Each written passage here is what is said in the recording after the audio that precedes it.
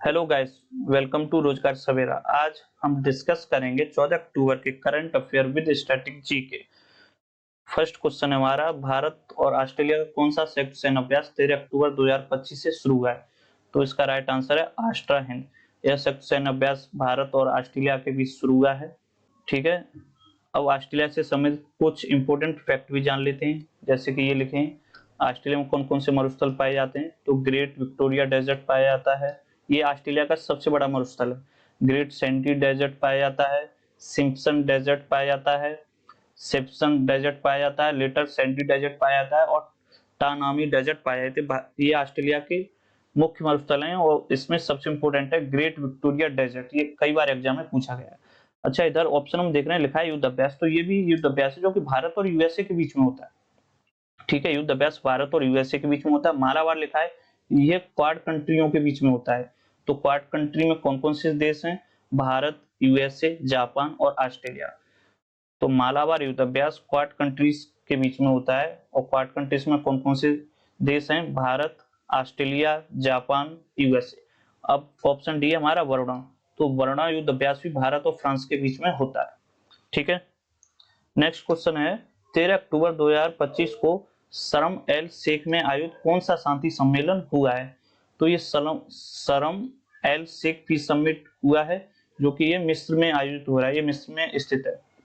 इसका उद्देश्य गाजा संघर्ष का राजनीतिक और मानवीय समाधान खोजना था। इस सम्मेलन में लगभग 30 देश भाग ले रहे हैं और भारत की तरफ से इसमें भाग लेने गए हैं कीर्ति वर्मन सिंह। ये भारत के विदेशी राज्य मंत्री हैं। ठीक है, ये राज्य स्तर के मंत्री हैं, भारतीय विदेश राज्य मंत्री हैं, वो इसमें गए हैं। और भारत और मिस्र के बीच में एक संयुक्त सैन्य अभ्यास भी होता है, ठीक है ना, जिसका नाम है साइक्लोन। ये 2025 में भी हुआ था राजस्थान में। ठीक है, और मिस्र के राष्ट्रपति हैं अब्देल फतेह अल सीसी। ओके, अब्देल फतेह अल सीसी। ये मिस्र के पिरामिड हैं जो कि 7 अजूबों में शामिल है। अच्छा, मिस्र की सीमा किस किस देश को स्पर्श करती है? तो ये लीबिया को स्पर्श करती है और सूडान को स्पर्श करती है।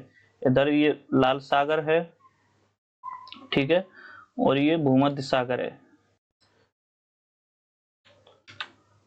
मिस्र की राजधानी काहिरा है, ठीक है ना, और मिस्र को नील नदी का वरदान भी कहते हैं। मिस्र की करेंसी पाउंड है। नेक्स्ट क्वेश्चन है, भारत में इथेनॉल ब्लेंडिंग प्रोग्राम में किस कच्चे माल का अधिक महत्व दिया जा रहा है? तो अब अधिक महत्व दिया जाएगा माइज यानी कि अनाज का। ठीक है, यानी ऑप्शन सी। अच्छा, इथेनॉल का जो लक्ष्य था हमारा फ्यूल में मिलाने के लिए 2030 तक था 20% मिलाना, 2030 तक 20% मिलाने का, लेकिन इसे हमने 2025 में ही हासिल कर लिया है। यानी 2025 में अपना 20% इथेनॉल को जो मिलाने का लक्ष्य था वो प्राप्त कर लिया। अब हमारा न्यू टारगेट क्या है? तो इथेनॉल को 27% तक बढ़ाने का लक्ष्य है। ठीक है, अब नेक्स्ट क्वेश्चन है, डीआरडीओ की ध्वनि परियोजना किस प्रकार की मिसाइल है? तो ये एक हाइपरसोनिक ग्लाइड मिसाइल है, ऑप्शन सी।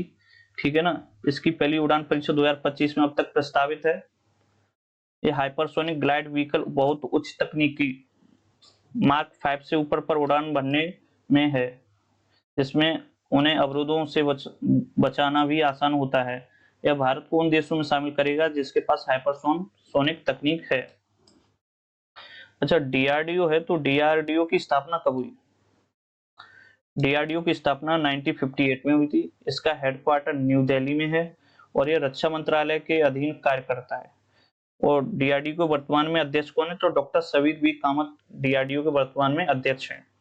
नेक्स्ट क्वेश्चन है, भारत ने अपना काबुल मिशन को किस स्तर पर अपग्रेड करने का निर्णय लिया है? तो भारत अब इसे फुल एम्बेसी के रूप में अपग्रेड करेगा।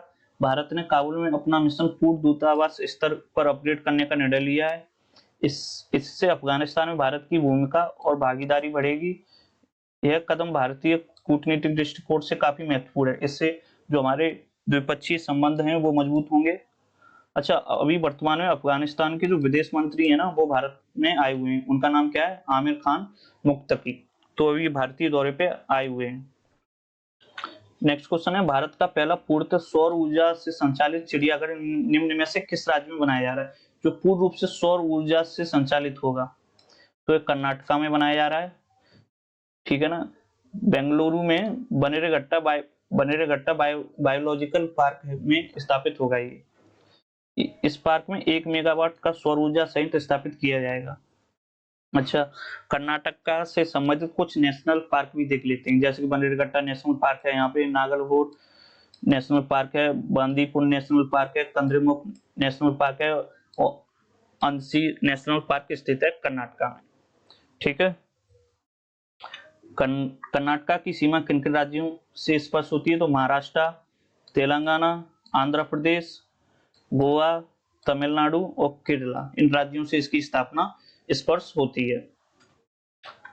नेक्स्ट क्वेश्चन है, किस शहर में अखिल भारतीय आयुर्विज्ञान संस्थान यानी एम्स ने भारत में रोबोट की मदद से किडनी ट्रांसप्लांट करने वाला पहला सरकारी अस्पताल बन गया है, तो न्यू दिल्ली में है ये।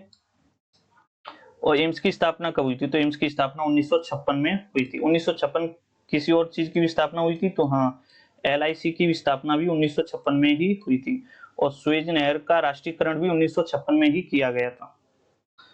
नेक्स्ट क्वेश्चन है, मिलावटी और नकली दवाओं को रोकने के लिए किस राज्य सरकार ने औषधि निरीक्षकों को औषधि रसायनों के निरीक्षण का अधिकार दिया है, तो इसका आंसर होगा उत्तर प्रदेश। उत्तर प्रदेश ने अधिकार दिया है। उत्तर प्रदेश से समेत कुछ फैक्ट भी जान लेते हैं, जैसे उत्तर प्रदेश की स्थापना 26 जनवरी 1950 को हुई और उत्तर प्रदेश की जो विधानसभा सदस्यों की संख्या वो 403 है और यहाँ से राज्यसभा सदस्यों की संख्या 31 है और यहाँ पे लोकसभा सदस्यों की संख्या 80 है, जो कि भारत में सबसे ज्यादा है। उत्तर प्रदेश की सीमा 8 राज्यों और 1 यूटी को स्पर्श करती है, यानी टोटल भारत के राज्य और केंद्र शासित प्रदेश 9 को स्पर्श करती है, तो इसमें उत्तराखंड, हरियाणा, मध्य प्रदेश, छत्तीसगढ़, झारखंड, बिहार। जो उत्तर प्रदेश का सोनभद्र जिला है, यहाँ पर ये मध्य प्रदेश, छत्तीसगढ़, झारखंड और बिहार यानी 4 राज्यों से सीमा स्पर्श करता है। इकलौता भारत का ऐसा जिला है जो 4 राज्यों से सीमा स्पर्श करता है, सोनभद्र, मध्य प्रदेश, छत्तीसगढ़, झारखंड और बिहार, ठीक है। और उत्तर प्रदेश की 1 यूटी से भी सीमा स्पर्श होती है, दिल्ली से। अगर आपको ये वीडियो अच्छी लगी तो प्लीज लाइक, शेयर और सब्सक्राइब अवश्य करें। धन्यवाद।